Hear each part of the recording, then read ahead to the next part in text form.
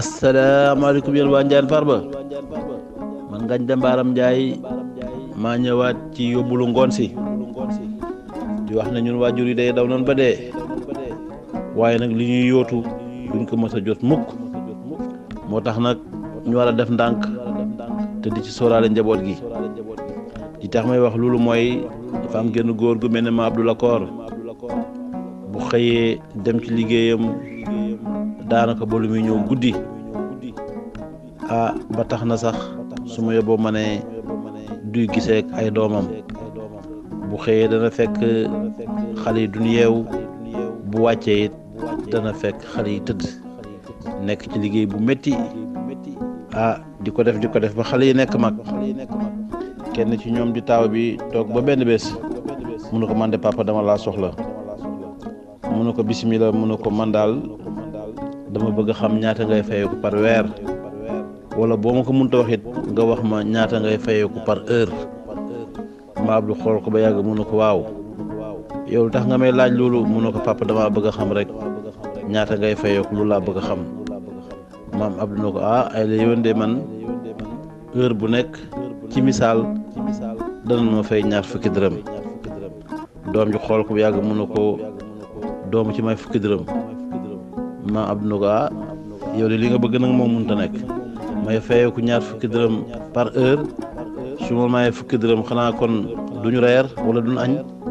mu ne xanaa bëgg nga may ma ko rek mu ne ko loolu mënu ma ko te itam sax nag yow gis naa danga may tàppaas demal nga tëddi daal di dàq doom ji ma Abdou toog ba yàgg mu xalaataat daal di dem ci doom ji fekk ko ne ko waaw yow dama laa bëgg a laaj lan moo tax nga ne ñaar fukki may fayeeku par heure naa la ci may fukki dërëm mu ne ko dama koo soxla dama bëgg rek nga may ma ko ma Abdou ne ko baax na beel ba suba ma Abdou guddi gi nelawul ndax li ko xale bi laaj mu teel a wàcc nag bii paa moom dafa teel a wàcc daal di ñëw fekk xale bi toog mu yëkkati fukki dërëm yi mu ko doon ñaan may ko xale bi na ko man day wax dëgg yàlla may nga ma fukki dërëm waaye jot naa lijjanti it yeneen fukki dërëm muy ñaar fukki dërëm ma bëgg nag tekk sa loxo bu ko defee heure ya nga daan liggéey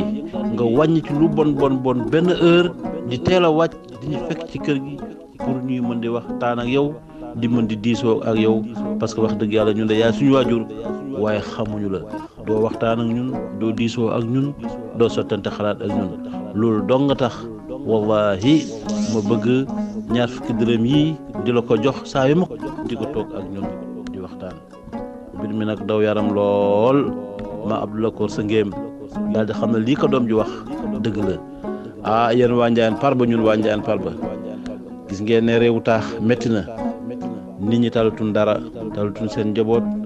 talatuñ seeni problème xanaa suñuy problème lan tal buñ xëyee ña ngay wuti luñ am bu ngoonee ña ngay wuti luñ am di dañi te lii ñuy topp duñ ko mës a am mukk ci àddina fàtte nag njaboot gi te waruñ leen a fàtte ci lan bokk su ma yóbboo ma ne njaboot gi ci boppam nit ñi talatuñ leen ba tax na wutam alal mu jiital te njaboot gi dafa laaj ñu jege leen sàmm di waxtaan ak ñoom te di diisoo ak ñoom lu rek laa indi woon ci yóbbal ku nekkin moo xam nu mu koy gisee di ñaanal nag waa Ndiayène Farba yëpp affaire den wax asalaamaaleykum wa rahmatullah